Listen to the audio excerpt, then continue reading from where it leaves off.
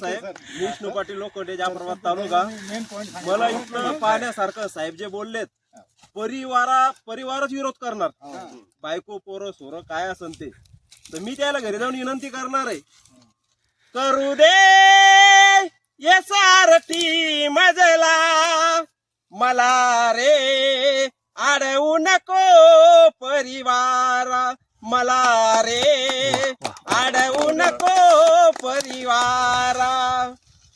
लय अवघड हाय पारंपरिक शेतीची वाट, खोरपताना तुझी दुखेल पाट, जाऊ करू दे ये सारथी मजला मला रे, अडवू नको परिवार. खरोखरच मी माझ्या बायकोला मिसेसला, आई वडिलाला, भावाला, मुलाला इथं घेऊन येणार आहे, साहेबाची शेती दाखवणार, SRT करणार आहे, पारंपरिक शेतीला राम राम. धन्यवाद धन्यवाद. 6 दिवसापूर्वी आम्ही इथं सगळ्याला राम राम. राम राम.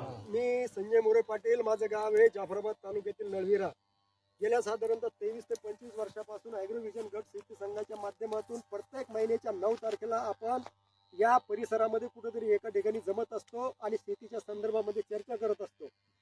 आज आपण आहोत आमचे आदरणीय मित्र गणेश पाटील पोटे यांच्या शेतावर. हे SRTच्या संदर्भामध्ये खूप मोठ्या प्रमाणात काम करतात. या गावाचा तालुका आहे भोकरदन आणि गावाचं नाव आहे वालसा वडाळा. या क्षेत्रामध्ये आपण या ठिकाणी पाहतोय सर, आपण या ठिकाणी पाहत असताना एक गोष्ट आपल्या लक्षात येते, या क्षेत्रावर नेमकंच यांनी या मकाचं पीक काढलेलं आहे आणि संपूर्ण धसकट आपल्याला तसेच दिसत आहेत. आपल्याला कदाचित आता सध्या दिसणार नाही आहे. आताच साधारणतः 2 दिवसापूर्वी यामध्ये गव्हाची यांनी आता लागवड केलेली आहे आणि ठिबकद्वारे त्या गव्हाला पाणी सुद्धा दिलेलं आहे. दरम्यान यांनी काल इथं तणनाशकाची सुद्धा फवारणी केलेली आहे आणि हे तणनाशक कंट्रोलमध्ये करण्याचा सुद्धा प्रयत्न केलेला आहे. या संदर्भामध्ये आपण अधिक माहिती जाणून घेऊयात सन्माननीय डॉक्टर गणेशजी पोटे सरांकडून. सर नमस्कार शेतकरी बांधवांनो. नमस्कार. मी डॉक्टर गणेश पाटील पोटे. गेल्या 4 वर्षांपासून कृषीरत्न कृषीभूषण माननीय चंद्रशेखर बडसावळे दादा तसेच चिपळूणकर काका यांच्या मार्गदर्शनाखाली SRT पद्धतीने शेती करतो. आपण गेल्या 4 वर्षांपासून आता या ठिकाणी तुम्ही बघू शकता शून्य मशागत तंत्राने आपण शेती करत आहोत. आता गेल्या 4 वर्षांपासून आपण या जमिनीला कुठल्याही प्रकारची नांगरणी केलेली नाही, रोटावेटर केलेलं नाही, आंतरमशागत कोणतीच केलेली नाही. आणि आता या वर्षीचं आपलं हे पीक होतं या ठिकाणी आपण मक्का, या ठिकाणी बघू शकता आपण मक्का हे पीक घेतलेलं आहे. आणि पूर्वी याच्या अगोदर आपण मागच्या वर्षी या ठिकाणी कपाशी घेतलेली आहे. कपाशीची मुळं पण आपल्या जमिनीला तसेच ठेवलेले आहे. त्याच्यानंतर आता हे जे खरीपामधलं आपली मक्का आहे, हे मक्काचे खोडं पण आपले जमिनीलाच ठेवलेले आहे. या शेतामध्ये पूर्ण असं हे तण झालेलं आहे या ठिकाणी, दिसतं की नाही दादा? आणि आता यावर्षी एवढी बारिश झालेली आहे, अतिवृष्टी झालेली आहे. आज सगळ्या शेतकऱ्यांची वावरं पेरणी योग्य आहे, परंतु त्याच्यात वापसा नसल्यामुळं शेतकऱ्यांचे वावर आज पण पडीत पडलेले आहे. बरोबर आहे. आता या ठिकाणी आपण बेडवर आपले पिकं घेतल्यामुळं आपल्या जमिनीमध्ये तण जरी असले तरी आपल्याला या तणांची भीती नाही अजिबात. या ठिकाणी आता आपण बघू शकता, या ठिकाणी आपण गव्हाची लागवड केलेली आहे. हे बघू शकता आपण टोकन यंत्राने आपण या ठिकाणी गव्हाची लागवड केली आहे. ती 3 दिवसापूर्वी हे आता उगण्याच्या याच्यात आहे का नाही? हा. आणि एका बेडवर 3 ओळी आपण एका बेडवर 3 तास आपण या ठिकाणी गव्हाचे टोकन केलेले आहे. हे मध्यभागी एक आपण या ठिकाणी टोकन केलेलं आहे. आणि हे जे तण दिसतं आता याच्यावर आपण round up 100 ml, sweep power 100 ml आणि गोल 10 ml अशा या तणनाशकाचे आपण फवारणी केलेली आहे. आता या ठिकाणी तुम्हाला पूर्ण पीक आपले जे गवत आहे हे पूर्ण सुकून चाललेलं आहे. आता 8-10 दिवसात हे पूर्ण तण आपलं या जागेवर कुजणार आहे आणि आपला गहू एकदम चांगल्या प्रकारे उगवून येणार आहे. आणि आज प्रत्येक शेतकऱ्याचं अशी कंडिशन आहे की शेतीमध्ये अति पाऊस झाल्यामुळं जमिनीत वापसच नाही. आता कोणाला नांगरणी करणं, कोणाला रोटेटर करणं, कोणाला कल्टिवेटर करणं. आता त्यांची पेरणी अद्याप झालेल्या नाही. आता आपल्या पेरणी सगळ्या जागोदर होऊन गेलेली SRT मुळे. अजून काही प्रश्न असतील तर तुम्ही विचारू शकता मला. याची लागवड मक्काची लागवड हाताने केलेली की टोकन यंत्राने? आपण मक्काची जी लागवड केलेली आहे ही आपण मजुरांद्वारे केलेली आहे. हाताने. कारण कसं आहे, आपल्याला एका ठिकाणी दोन दाण्याची लागवड करणं होते. आपल्याला ही आपल्या चिनी पद्धत नाही म्हणत याला, आपली SRT ची ही आपली नवीन पद्धत आहे.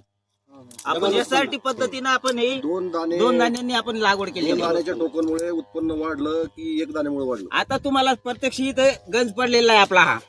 या ठिकाणी येऊ शकता, बघू शकता तुम्ही, आहे का नाही? याच्यात दाणे संख्या वाढलीच ना दरवर्षी. उत्पन्न वाढलं का मग दोन एका ठिकाणी दाणे?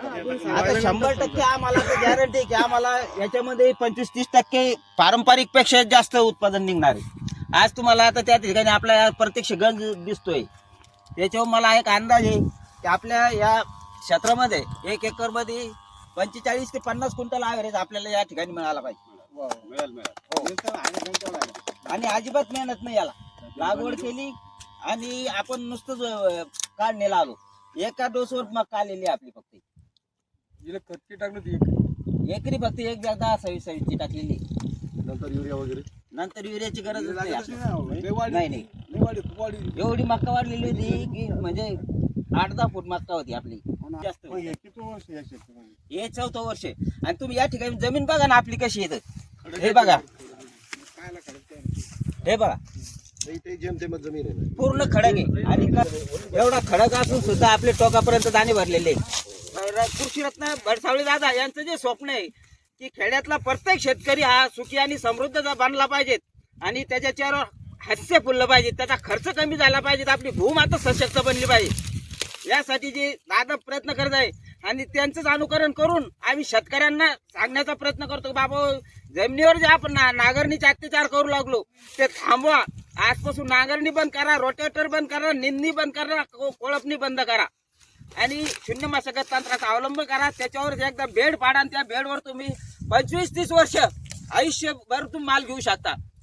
याच्यामुळे आपली जमीन बी बलवान बनते ना, आपल्याला पीक पण पैलवान बनतं आपलं. काय बरं का? हॅलो, हे आम्ही बीज उत्पादकच आहे, मिरची, कारलं.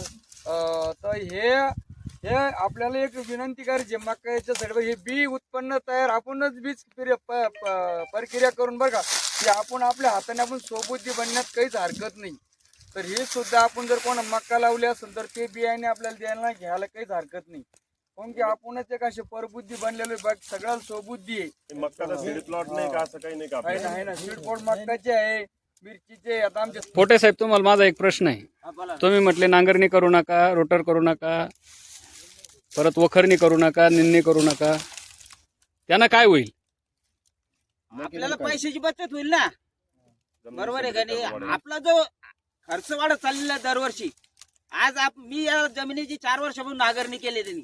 आज 4 वर्षामध्ये माझे नांगरणीला पैसे किती गेले असते, कोळपणीला पैसे किती गेले असते, रोटेटरला किती पैसे गेले असते, खुरपणीला पैसे किती गेले. ही कंडिशन इथं मला या क्षेत्रामध्ये जर निंदणी करायची म्हणलं तर मला हप्त्याला 25-30 हजार रुपये लागत होते. एवढा तण या जमिनीमध्ये होतं आणि रोज उठलं सुटलं मजुराच्या घरी पाया पडत निघावं लागत होतं. आज हे सगळं बंद झालं माझं यामुळं, SRT मुळे. बरोबर. दुसरी गोष्ट, तुम्ही आता हे पैशाच्या बाबतीत पैशाची बचत होती ही गोष्ट सांगितली, त्याच्यामुळे आणखी जमिनीमध्ये काय बदल होतात ते सांगा. आपल्या जमिनीमध्ये सेंद्रिय कर्बाचं प्रमाण वाढतं, गांडुळांची संख्या वाढते आणि आपली जमीन जी सचित्र बनते. आता मी तुम्हाला तिकडच्या शेतातलं उदाहरण दिलंय की ज्या माझ्या 2 बोरला अजिबात पाणी नव्हतं, घंटा ते अर्धा घंटा फक्त ऐन पावसाळ्यामध्ये साहेब फक्त अर्धा घंटा 1 घंटा बोर चालू होता. 500-500 फूट बोर घेतलेले.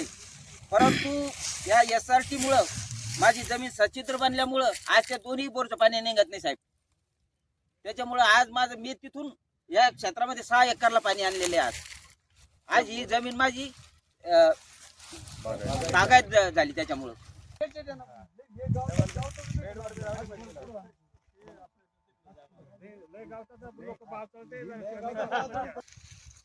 आता या ठिकाणी आपण जे मक्का याचा आपला हा गंज बघू शकता. हे आपला पहिला आपण तो पहिल्या क्षेत्रातला होता आणि हा जो 1.5 एकर मधील हा पुंज आहे या ठिकाणी. आता या ठिकाणी आपलं जवळपास आपल्याला एकरी 50 क्विंटल ॲव्हरेज या ठिकाणी मिळाला पाहिजे. 60-70 क्विंटलच्या पुढं आपल्याला या मक्याचं उत्पादन या ठिकाणी मिळाला पाहिजे. आता या ठिकाणी तुम्ही सर्व शेतकरी बाहेर गावून आमच्या या शेतीला भेट देण्यासाठी आलेले आहेत. दादा कसं वाटतं तुम्हाला, हे किती होऊ शकते? तुमचं नाव सांगा. आणि हे साहेब, मी आतापर्यंत पारंपरिक शेती करीत आलोय. मला अशी जर जमीन म्हणलं, खडकाळ जमीन नागाटी करून, तर आतापर्यंत हे मला एकरी 15 क्विंटलच्या वर आवरेज आलं नाही. हे एक महत्वाचं आहे. पण तुमची जी शेती, तुमच्यापेक्षा आमची जमीन खूप भारी आहे. पण ह्या शेतीवर जर तुम्ही असं हे सारखी पद्धत इथलं जर उत्पन्न, तर तुम्ही तरी म्हणता 50 क्विंटल, तर मला तर वाटतं एकरी 60 क्विंटलचा आवरेज येईल अशी अपेक्षा आहे मला. आता या ठिकाणी माजी सैनिक आपले रोडे साहेब पण आलेले आहे. दादा तुम्हाला काय वाटतं बरं, हे शक्य आहे काय? 60 क्विंटलच्या पुढे मी गॅरंटी देतो माझी बाई, 60 क्विंटलच्या पुढे मका व्हायला पाहिजे. कारण कणीस सारखं आहे, बिलकुल एक बी कणीस त्यात हलकं नाही आहे. म्हणून मी अभिमानाने सांगतो की 60 ते 65 क्विंटल मका व्हायलाच पाहिजे. आम्ही आवरत काढलेलं आहे पहिल्या वेळेस सुद्धा. आणि 1.5 एकर क्षेत्र म्हणजे काही जास्तीचं नाही. आणि तुरीचं उत्पन्न त्यात डबल आहे. त्यात तूर पण आहे ना तूर आपल्या पण आहे, ती प्लस पॉईंट आहे हा. तुरीचं. दादा तुमचं काय मत आहे? माझं सुद्धा मत ही मका आहे ना खरोखर 50-55 क्विंटल झालंच पाहिजे. कारण की इतकं कणीच भरलेलं नाही. शेंडर सुद्धा याचं एक थोडी बिन काही पूर्ण याला भरपूर दाणे याला. आणि दाणे बघा ती टप्पू आहे. आणि शेती खरोखर यशस्वी झालेली. आम्हाला हे खरपुडीला आम्ही सेंद्रिय शेती करतो ना, तर 8-9 वर्ष अगोदर सांगितलं गेलं की कोकणामध्ये ह्या लोकांचं उत्पन्न 10चं 15वर गेलं, 15 ते 20वर गेलं. पण त्या अविश्वासी देशी बौद्ध कायचा आम्ही ऐकलं नाही. आता तुमची शेती पण खरोखर आता हे आमच्या डोक्यामध्ये पक्क बसलेलं, आम्ही शेती केल्याशिवाय राहणार नाही. आता ही या ठिकाणी आपले पळसखेड पिंपळेचे आदरणीय श्रीमान गणेश बापू पिंपळे हे पण या ठिकाणी आलेले आहेत. आणि यांनी या वर्षी जवळपास 50 एकरवर त्यांच्या गावामधील शेतकऱ्यांना त्यांनी प्रेरित करून SRT पद्धतीनं लागवड केलेली आहे. नमस्कार, माझं नाव गणेश संतोषराव पिंपळे, पळसखेड पिंपळे, सरपंच या पदावर कार्यक्रम काम करतो. आणि असेच व्हिडिओ पाहून मी सुद्धा माझ्या गावामध्ये SRT शेती, आता आम्ही तुमच्या पद्धतीनं तर जवळपास 25-30 एकरची लागवड आमच्या गावामध्ये झालेली आहे. आणि त्याचं झाले म्हणजे याचं कारण एकच आहे की तुमच्या शेतीला भेट दिली आणि तुम्ही जे एका ठिकाणी 2 दाणे लावले, त्याच पद्धतीनं आम्ही आमच्या गावामध्ये सुरुवात केली. आणि पिकं आता सध्या जवळजवळ 3-4 फुटाच्या मका आमच्या गावामध्ये आहे. म्हणजे आज मका काढे लगेच चारा त्याच ठिकाणी पडलेला आहे. कांदडं तसेच पडू दिले ना, आधी पहिली लागवड केली आणि मका उगवूस तर ते त्यांचं बाहेर घेतले.